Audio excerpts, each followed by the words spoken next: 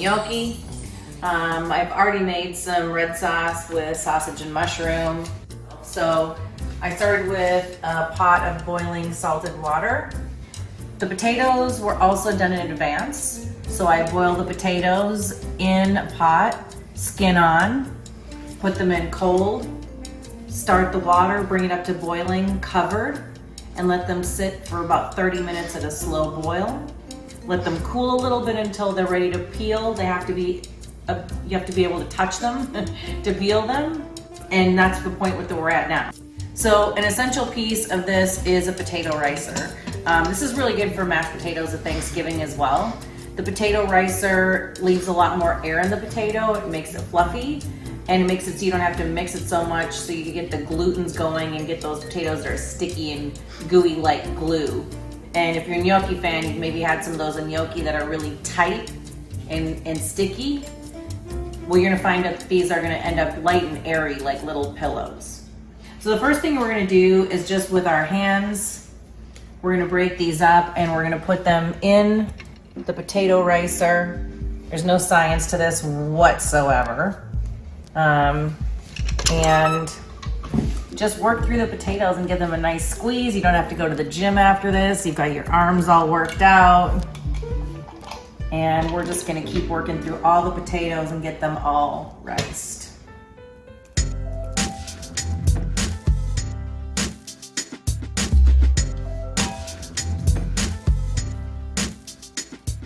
So now you have your riced potatoes. And it doesn't matter if there's a little more or a little less, because you're gonna do this all by feel anyway. So just a little salt and a little pepper added to the potatoes, even though you boiled the potatoes in salted water. If you wanna get creative, you can use a little garlic or a little parsley.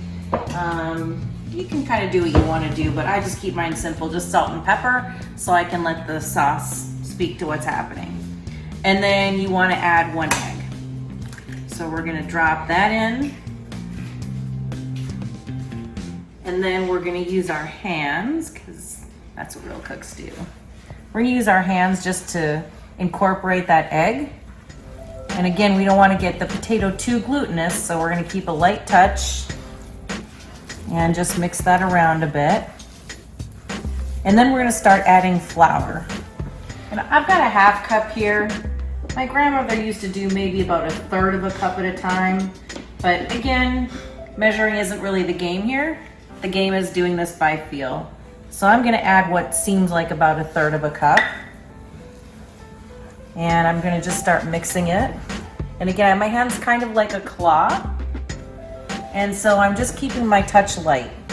Because again, I don't want too much of that gluten to form. And we're just gonna start mixing it in until we start feeling like we have a little bit of a light dough. So that's incorporated. We're gonna go back into the flour. Go for a little more. And again, there's no measurements here, folks, because it depends how wet or dry your potatoes are. It depends upon your climate. Depends on if you have a large egg or a medium egg. It depends on a whole bunch of things. So you just kind of have to get used to the feel. So, okay, now I'm already feeling like that's becoming a light dough. So I'm gonna go with that. And now I'm gonna put a little bit of flour on my clean counter. And I'm gonna dump my potato mixture right out onto that.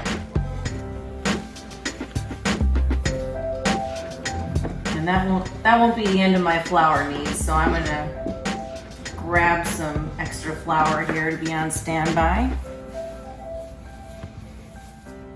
And again, I don't want to knead this like bread. I just want to get it mixed into a light dough.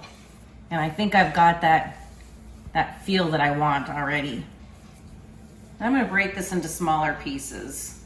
I'm going to kind of make this into a nice ball. And then on the smooth surface,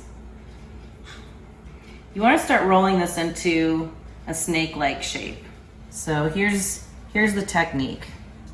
You just start rolling this into a snake-like shape. And leave your fingers open. And this is a light touch, very light touch. And you're gonna keep moving.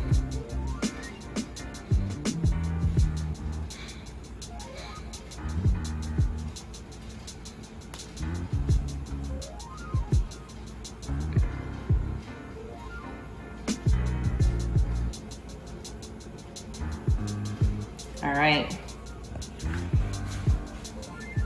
Check that out. You've got maybe like, I don't know, maybe like a 1 inch diameter, half inch and 1 inch diameter, something like that.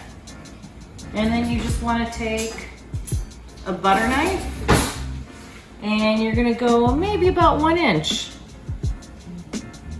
And when you've done this a million times, you just kind of go down and they're all pretty even. Now, some Italian folks will take a fork to the top of this. Some will do a technique where they rub their thumb in the middle because they think that will hold the sauce better. But my family leaves it just like this, just like little pillows. And then you can just rest this on parchment paper and they'll be just fine. The fun thing is you can also put these in the freezer and put them in freezer bags and they'll work just fine later on. And so that's your first batch. So I'm gonna do one more now. And then I hear my water boiling, so I'm gonna show you what happens when you actually cook the pasta as well. So I'm gonna put in just a few to show you and see how they're reacting. So I'll take 3 or 4.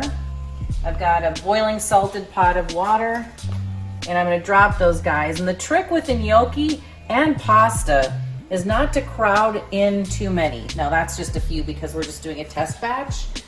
But the key is always to not have too much in there. You want plenty of space, plenty of boiling water around the pasta or the gnocchi so that they have room to breathe and room to grow, and that keeps them in nice shape. So these should not take very long, and you'll know when they're done right away because they'll float. Okay, I see them dancing around in there. They're thinking about coming to the top. They're getting close. There they are. See how they're kind of staying at the top now? There they all are. So now we're gonna scoop them out with a slotted spoon. So we have time. This is just our test batch.